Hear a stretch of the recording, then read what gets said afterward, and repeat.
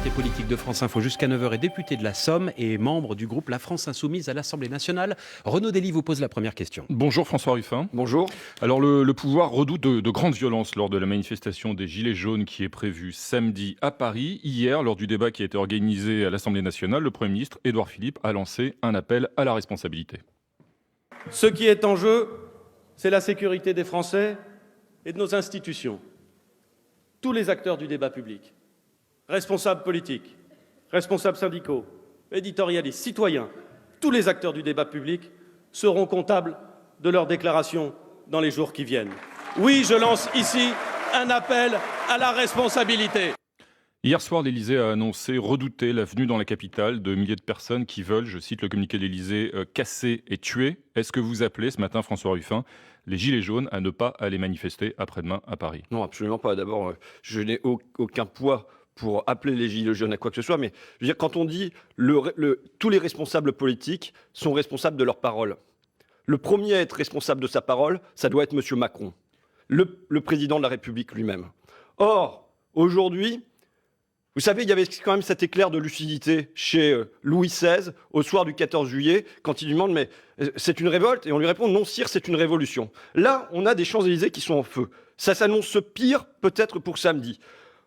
Ça s'annonce pire et vous appelez les Gilets jaunes donc à participer, y compris à ces... Vous dites vous-même, François Ruffin, ça s'annonce pire. Pourquoi ne pas se tenir à l'écart des casseurs? Parce qu'ils se tiennent à l'écart des casseurs. Mais on a aujourd'hui un pouvoir qui n'entend rien, qui ne voit rien, même quand il va au Puy-en-Velay, qu'il est insulté, qu'il est hué. Moi, je vous dis, ce qui serait bien, c'est qu'à la place... Il veut la décentralisation Macron, mais qui décentralise le palais de l'Élysée chez moi, dans la Somme, ou qu'il le décentralise au Puy-en-Velay. Et il entendra, et il comprendra qu'aujourd'hui, il y a une rage qui traverse le pays. Il y a une rage qui traverse le pays. Or, donc cette violence, elle est justifiée à vos yeux? Il n'y a pas de violence justifiée. Mais simplement, il y a une rage aujourd'hui qui traverse le pays. Et il faut que Emmanuel Macron le comprenne. Il faut qu'il le comprenne et donc qu'il change. Regardez, hier soir, c'est mettre de l'huile sur le feu. On a des ministres qui viennent avec un petit peu de bon sens dire bon l'ISF on va voir pour rétablir un peu de justice ce qu'on peut faire sur l'impôt de solidarité sur la fortune avec Benjamin Griveaux hier matin et Benjamin Griveaux recadré au Conseil des ministres ensuite et Emmanuel Macron décide annonce non il y aura rien là-dessus. Emmanuel Macron il a aussi annoncé l'annulation pure et simple des hausses sur les taxes des carburants. Il a entendu, ça c'était une revendication des Gilets jaunes. Très bien qu'il entend. Ça vous satisfait ou pas cette annulation, François Ruffin? Vous voyez très bien qu'il l'entend avec un mois de retard. Il a un mois de retard sur le calendrier, là. Et vous le savez, monsieur Dely. Vous le savez qu'il n'est pas du tout dans le tempo, qu'il est à côté de la plaque, qu'aujourd'hui, dès le premier jour, il y avait autre chose que la hausse du gasoil. Donc, il s'agissait d'éliminer cette taxe sur le gasoil, juste pour dire « je suis à l'écoute de mon peuple ». Mais on n'a aujourd'hui pas un président qui est à l'écoute de son peuple, on a aujourd'hui un président qui est coupé de son peuple. François Ruffin, vous nous dites « j'ai pas de poids sur les Gilets jaunes, c'est pas à moi de dire s'il faut manifester ou pas samedi à Paris ». Quand vous voyez l'un de leurs leaders hier, Éric Drouet, qui dit « mon objectif après-demain, c'est d'aller prendre l'Élysée ». Est-ce que c'est votre objectif aussi de prendre l'Élysée et de faire tomber le président? Je crois qu'aujourd'hui, la question de la démission d'Emmanuel Macron, elle doit être pesée. C'est pas la même chose, pardon. Oui, la démission... moi, je vais pas prendre l'Élysée avec des pics et puis tout ça. Oui. D'abord, vous savez, je suis pas partisan des armes parce que ils sont nettement plus forts. Ils ont l'armée, ils ont la police, ils ont tout ça. Donc, je suis pas du tout partisan de ça. C'est pas comme ça que le conflit va se régler. Mais en revanche, quand on a un président de la République qui s'isole de cette manière-là, qui se met en marge de son peuple, quand on a 80% des Français qui trouvent que les mesures sont insuffisantes, quand on a un mouvement qui tient comme ça dans la durée, quand, je veux dire, la première semaine de manifestation, on a 3 lycéens là qui sont grièvement blessés. En mai 68, il n'y a pas eu un seul mort. On a des morts là. Il y a eu plusieurs morts en mai 68. François Ruffin, entre 5 et 7. Ce que je comprends pas, c'est qu'on en a reparlé ce matin. Vous nous dites vous-même, François Ruffin, vous l'avez dit tout à l'heure, ça risque d'être pire, ça va être pire sur les Champs-Élysées samedi. Est-ce que la responsabilité d'un élu, c'est pas de dire dans ces cas-là, le mouvement, il peut continuer, y compris évidemment en région, on le voit, il dure depuis des semaines, et c'est ça qui fait reculer le gouvernement, mais n'allez pas vous mêler aux casseurs et aux violences qui auront lieu samedi sur les Champs-Élysées. Vous le savez, malheureusement, je crains qu'ils n'entendent pas les gens qui sont sur les barrages. Moi, la semaine dernière, samedi dernier... Ils vous entendront pas si vous le dites pas. Non, c'est pas ça. Je dis, le président de la République, il n'entend pas quand je suis... si les gens restent autour d'Albert Il ne voit pas cette France périphérique. Il en est coupé. Il n'y n'entend va que pas. lorsqu'il y a de la violence, c'est ça que vous voulez En dire? tout cas, je pense que malheureusement, c'est quelque chose qui compte dans le rapport de force. Et je le regrette. Je le regrette que Emmanuel Macron, il y a un mois, il se soit pas dit, bon, je vais prendre... Mon peuple n'est pas content. Ça fait 1 an et demi il y a un désaccord sur la politique fiscale du gouvernement. Il s'est ancré. Eh bien, je vais prendre des mesures de rééquilibrage. Il ne les prend pas. Et donc, forcément, ça envenime. Mais aujourd'hui, si on veut déminer la manifestation de samedi, c'est pas en demandant à un député de l'opposition de venir dire aux Gilets jaunes « Ah ben monsieur, n'allez pas manifester samedi ». Mais en plus...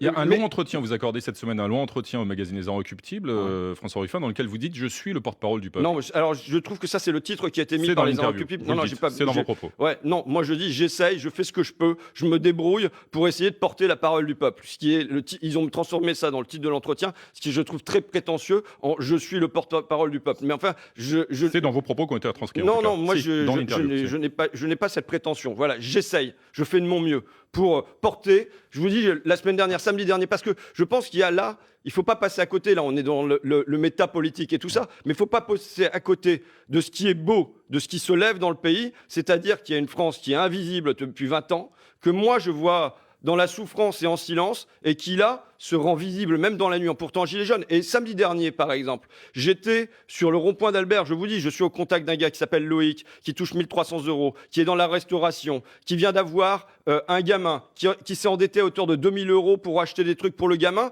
qui me dit, moi je ne mange qu'un repas par jour. Et malheureusement, ce genre de témoignage, j'en recueille. Auparavant, quand on me parlait de manger qu'un repas par jour ou de la faim, c'était quelque chose qui me sidérait, ça installait un silence. Et maintenant, hier, je suis avec Janine de Flic Secours, elle me dit, moi je bouffe du lait, à partir du 15 du mois, je bouffe du lait et des céréales. On a ça. Et je veux dire, la beauté de ce mouvement, c'est que ça fait du peuple une vedette. Le peuple devient un héros de cette histoire et il lui arrive d'être sur des plateaux de télévision sans qu'on y soit forcé. Cette irreprésentation populaire, cette non-représentation populaire, elle trouve là, grâce au mouvement du Gilet jaune, à s'installer sur les plateaux télé, à discuter de politique, à parler et à se parler sur les ronds-points. Et il ne faut pas oublier ça, qui est un moment de démocratie particulière que nous vivons et que je trouve, au fond, sain. On va poursuivre cet entretien dans 1 minute, si vous le voulez bien. François Ruffin, le temps des titres de l'actualité à 8h40 avec David Doba. Et tout d'abord, cette information que France Info vous révélait donc dès hier soir.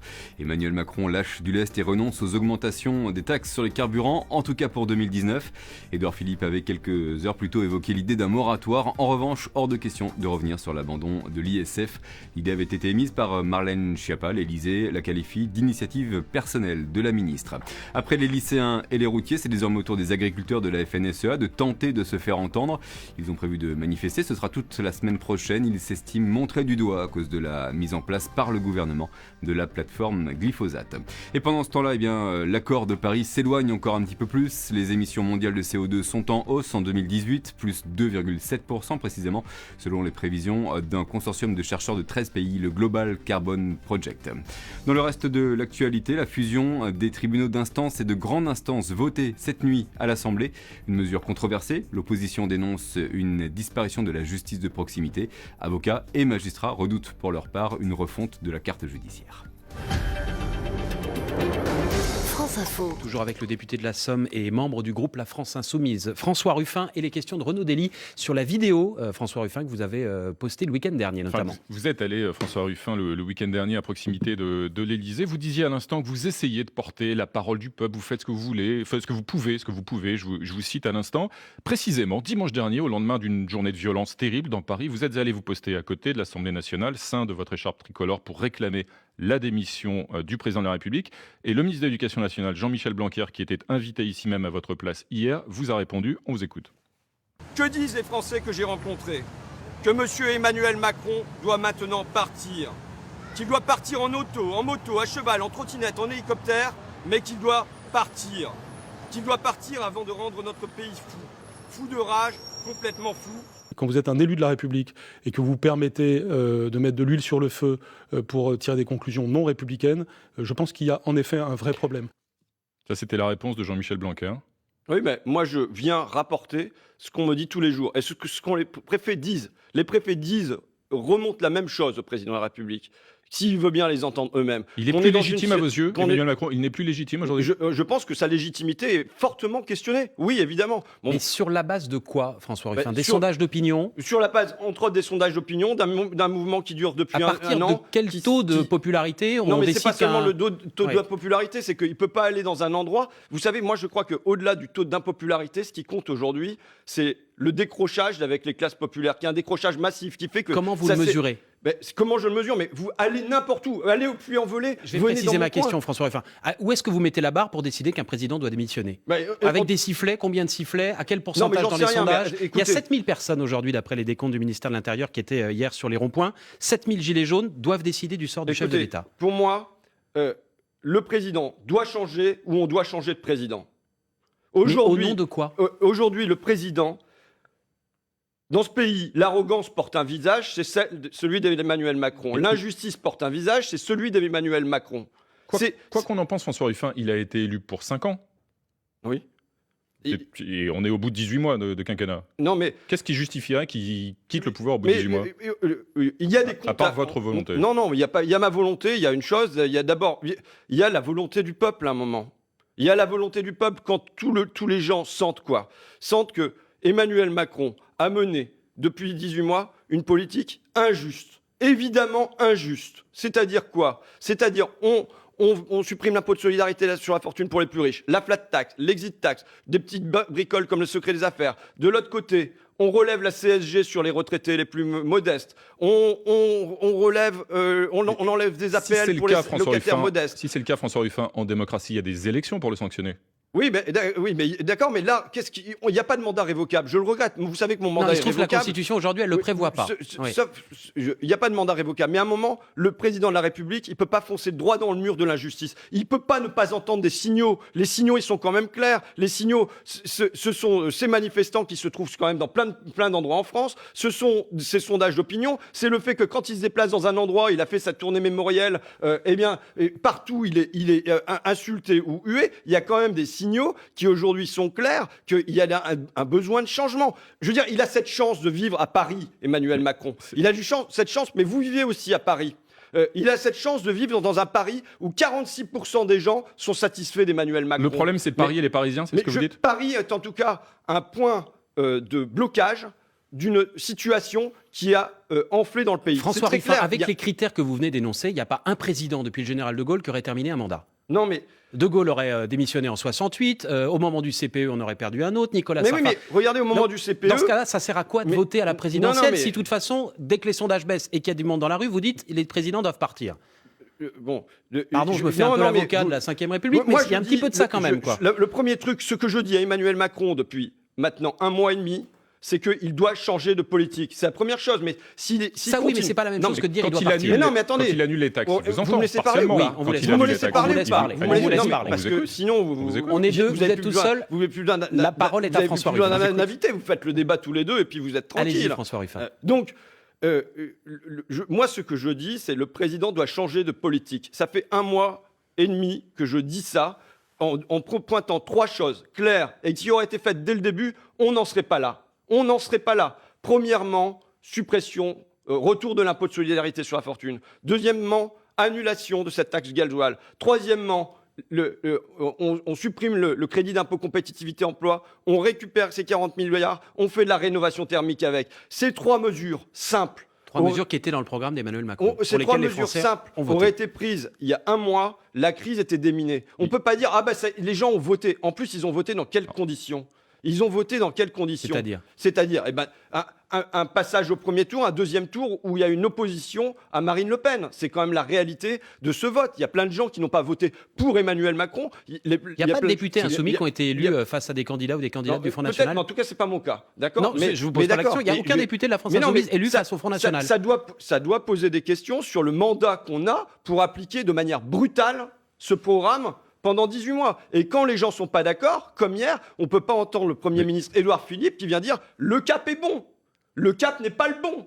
Et si jamais, moi, je viens pas le dire, et si jamais il est entouré d'une cour qui lui dit le cap est bon, le cap est bon, le cap est bon, mais on fonce droit dans le mur de l'injustice. Et la rage qu'il y a dans le pays, eh bien, vous l'accélérez. Ceux qui jettent de l'huile sur le feu, c'est ceux qui viennent dire le cap est bon, le cap est bon, le cap est bon, quand dans le pays, il y a 80% des gens qui pensent que le cap n'est plus bon et qu'on est en train de s'asseoir sur ce que eux pensent. Renaud Dely. François Ruffin, vous évoquiez la rage qu'il y a dans le pays à l'endroit d'Emmanuel Macron. Cette rage, vous la perceviez avant même son élection, puisqu'on se souvient que vous aviez publié dans Le Monde le 4 mai 2017, avant l'élection d'Emmanuel Macron, une lettre ouverte à un futur président déjà haï. Je vous cite, vous répétiez une douzaine de fois en 30 lignes, vous êtes haï, vous êtes haï, vous êtes haï. Vous faisiez là aussi le porte-parole de la haine que vous entendiez à l'endroit d'Emmanuel Macron avant même qu'il soit élu. Est-ce que vous-même, vous avez de la haine pour Emmanuel Macron ? Non. Donc quand vous entendez des gens qui vous disent qu'ils haïssent Emmanuel Macron, qu'est-ce que vous leur dites ? Eh bien, je m'applique. Et vous savez, je vais sur les ronds-points. Et quand on me parle de violence, y compris de désir de meurtre, je dis que c'est pas comme ça que ça va se résoudre. J'essaye de tempérer, de modérer, mais voilà. Vous n'avez pas de haine pour Emmanuel Macron. Non, mais maintenant, il porte pour moi le visage de l'injustice. Et une injustice menée avec arrogance. Quand on vient dire aux gens que ce sont des gens qui ne sont rien, qui n'ont qu'à traverser la rue, il est le président d'un pays qu'il ne connaît pas et qu'il méprise. Voilà. Et ce que j'écrivais dans Le Monde... Là, vous pensez que vous participez à l'apaisement quand vous tenez ces propos ? Non, mais je viens dire, il faut le comprendre. Il faut comprendre ce que ressentent les gens. Et quand je viens dire ça, il y a 1 an et demi, je viens poser un problème qui est celui du divorce d'emblée entre Emmanuel Macron et les classes populaires, qui est traduit dans les urnes. Et si ensuite, dans les premiers temps de son mandat, Emmanuel Macron ne tient pas compte de cette réalité-là, qu'est-ce qu'il fait ? Il fait que ce qui est en germe devient une moisson. Cette haine qui est en germe devient une moisson. Et c'est ce à quoi on assiste aujourd'hui. Parce qu'il ne tient pas compte du fait que, d'emblée... Et qui la récolte, cette moisson ? J'en sais rien. Et croyez-moi que si je me bagarre de cette manière-là, et si j'y suis, c'est parce que je suis habité d'une inquiétude pour mon pays. Emmanuel Macron, on parle de coup de canif au contrat social. Là, il n'a pas mis des coups de canif au contrat social, il a déchiré le contrat social. Il l'a mis en confetti, il s'est assis dessus. C'est ça. Et il s'est assis sur un désir populaire, mais il s'est assis sur toutes les institutions des corps intermédiaires, les syndicats, même l'armée, le Parlement, les mairies. Et on se retrouve avec un président isolé. Eh bien, là, à ce moment-là, il faut changer. Et le problème, c'est qu'il est habité d'une démesure. Vous savez, l'hubris dénoncé par Gérard Collomb. En son temps. Vous parlez comme Gérard Collomb. Je l'avais déjà dit avant, je ne cherche pas d'avoir de copyright là-dessus. C'est pas ce que j'ai dit. Mais cette hubris des héros grecs qui se prennent pour des dieux. Des mesures qui se prennent pour des dieux. Eh bien, il faut faire redescendre de Jupiter sur Terre. Alors, nous, on n'a pas de dieu grec, mais on a une horloge qui tourne. 8h50, on se retrouve juste après le rappel des titres. François Ruffin avec David Doba. Édouard Philippe évoquait hier une colère insaisissable et incontrôlable. L'Élysée craint une très grande violence et évoque un noyau dur de plusieurs milliers de personnes qui viendraient à Paris pour casser et pour tuer. À 2 jours d'une grande manifestation, Emmanuel Macron demande aux partis politiques, aux syndicats et au patronat de lancer un appel clair et explicite au calme. Pour tenter justement de ramener un petit peu de sérénité, le chef de l'État fait un geste. Selon les informations de France Info, oubliez l'idée d'un moratoire, il renonce purement et simplement aux augmentations de taxes sur les carburants pour 2019. En attendant, le mouvement, lui, continue de prendre de l'ampleur. Depuis 3 jours maintenant, les lycéens ont rejoint donc ce mouvement pour protester contre les réformes dans l'éducation nationale. 200 établissements touchés hier, des affrontements avec les forces de l'ordre à l'origine de plusieurs blessés. Un lycéen touché à la main à Orléans, un autre à la tête à Garges-les-Gonesse. Dans le reste de l'actualité, 3e jour de débat au Parlement britannique sur la sortie de l'Union européenne. Les espoirs de Theresa May de faire valider le texte négocié avec Bruxelles de plus en plus minces. Hier, les discussions portaient sur l'épineuse question du statut de l'Irlande du Nord. France Info. 3e et dernière partie de cet entretien avec François Ruffin. Renaud Dely.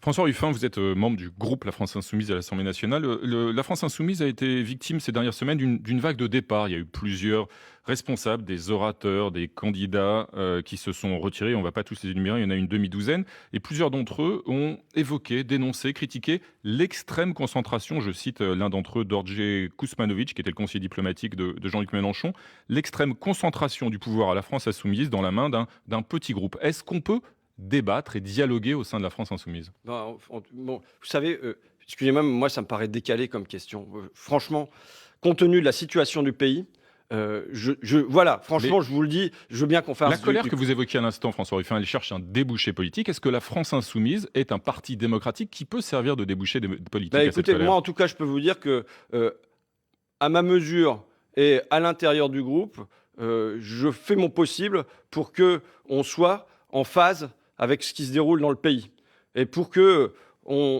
y injecte du progressisme. Que le débouché, que le seul débouché politique à cette colère ne soit pas le Front National. Moi, c'est un combat pour moi. Donc que ce soit les élections et en l'occurrence un vote en faveur de la France insoumise. Éventuellement, oui, peut-être. On a vu lors d'une récente élection partielle à Évry il y a quelques semaines que ça n'avait pas marché. Mais vous savez, pourquoi le problème, c'est, moi, je disais pendant mon élection chez moi, c'était que mon adversaire, c'est la finance, mais c'est surtout l'indifférence. Et c'est comment on fait pour faire retourner les électeurs et les électeurs les plus populaires aux urnes. Vous-même, vous avez été élu, je crois, avec 55% d'abstention. 50%, ouais. Mais je le regrette, voilà. Mais c'est comment on fait pour motiver ce qu'on appelle l'abstention différentielle, qui fait que plus on est pauvre ou plus on est dans des catégories défavorisées, moins on s'intéresse au vote et a priori encore moins à des élections partielles qui ne sont pas tellement médiatisées et ainsi de suite. Donc là, il y a un gros problème de ce côté-là, quoi.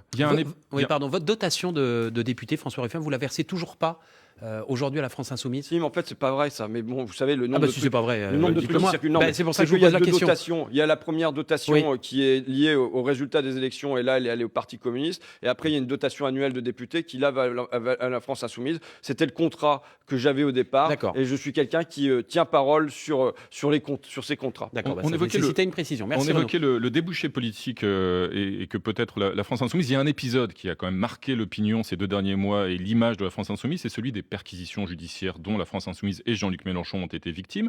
Vous avez soutenu le mouvement et vous avez critiqué ces perquisitions judiciaires, mais vous n'avez pas commenté le comportement, l'attitude de Jean-Luc Mélenchon, la violence dont il a fait preuve à ce moment-là. Est-ce que vous pensez que c'était légitime et que c'était habile politiquement, ou est-ce que les Français ont découvert une facette peut-être pas forcément rassurante du personnage ? Moi, je tiens à m'exprimer avec beaucoup d'humilité. Parce que je ne sais pas comment je réagirais si jamais j'étais perquisitionné chez moi, si jamais il y avait 15 perquisitions en même temps chez tous mes proches. Je ne sais pas comment je réagirais. Je l'ai dit, si jamais c'était intervenu chez les Républicains, je serais monté au créneau avec plus de force que je l'ai fait, parce qu'on n'est jamais le bon avocat de soi-même. C'est le principe des avocats. Mais quand il y a 15 perquisitions en même temps, qu'il y a les ordinateurs qui sont aspirés, les téléphones portables qui sont aspirés, chez l'une des principales forces d'opposition, ça ne me paraît pas rassurant pour la démocratie. Est-ce que c'est rassurant Est-ce que c'est rassurant quelqu'un qui aspire à être chef de l'État et qui aurait pu l'être il y a 18 mois d'ailleurs réagisse de telle façon? Quand on est présidentiable, est-ce qu'on peut réagir comme ça? Vous savez, tout le monde a ses moments d'énervement, et je le dis, il a une pression, quand il y a une telle pression qui est mise. Moi, je voudrais surtout que ces perquisitions-là, par exemple, on est dans un moment où l'Europe vient de décider qu'il n'y aurait pas de taxes sur les GAFA, sur Google, Apple, Facebook et Amazon. J'aimerais bien... Parce que l'Allemagne n'en voulait pas. Oui, j'aimerais bien qu'aujourd'hui, on ait des perquisitions chez Google, Apple, Facebook, Amazon, chez tous ceux qui ont des comptes aux îles Caïmans, à Jersey, et ainsi de suite. Je pense que les blindés qu'on va trouver aux Champs-Élysées, moi, j'aimerais bien que la pression soit mise sur un certain nombre de personnes et de firmes qui, aujourd'hui, échappent à l'impôt. Je pense que c'est vers là que j'aimerais qu'il y ait des forces qui soient mises. Pour réagir à ce que vous venez de dire, il n'y a pas de perquisition en cours chez Google ni Amazon, mais Bruno Le Maire, le ministre de l'économie, annonce ce matin que s'il n'y a pas d'accord européen sur cette fameuse taxe sur les GAFA, la France en mettra une en place dès l'année prochaine. Ça sera une excellente nouvelle. Maintenant, il avait promis que ça se ferait au niveau européen sous 2 ans. On ne peut pas décider de ce que font notamment les Allemands qui ne veulent pas se fâcher. C'est lui qui s'y était engagé devant le Parlement. Voilà, c'est tout. Donc maintenant, un tien vaut mieux que 2 tu l'auras. Donc je verrai quand ça se fera et comment ça se fait. Mais en tout cas, il est évident que c'est au cœur de la crise des Gilets jaunes, vous savez, cette histoire-là. Le sentiment d'injustice. Oui, il y a une expérience de psychologie sociale qui montre que quand on met des personnes autour d'une table et qu'on leur demande de mettre au pot commun, ils tendent à mettre à peu près la moitié de ce qu'ils ont au pot commun. Et donc, ça marche bien. Et puis à un moment, il y a quelques-uns qui se mettent à tricher. Et la tricherie de quelques-uns produit du découragement et du dégoût chez l'ensemble. Vous voulez dire que la fraude fiscale en haut, chez les puissants, chez les grands groupes, elle ruisselle, pour reprendre une expression, y compris dans les classes populaires. Elle dégoûte les gens de l'impôt. Oui, parce qu'ils le ressentent comme injuste. Et la Donc seule les premiers manière, de cordée doivent être exemplaires. et la seule manière, justement, de rétablir dans ces expériences de psychologie sociale la confiance, c'est des sanctions.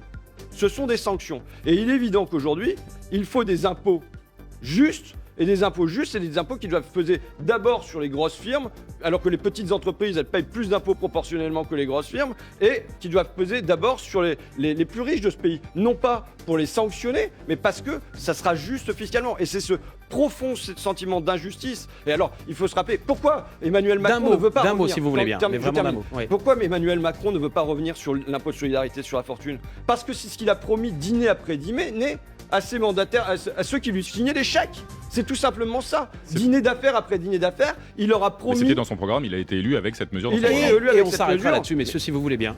Merci François Ruffin d'être Merci. venu ce matin sur France Info.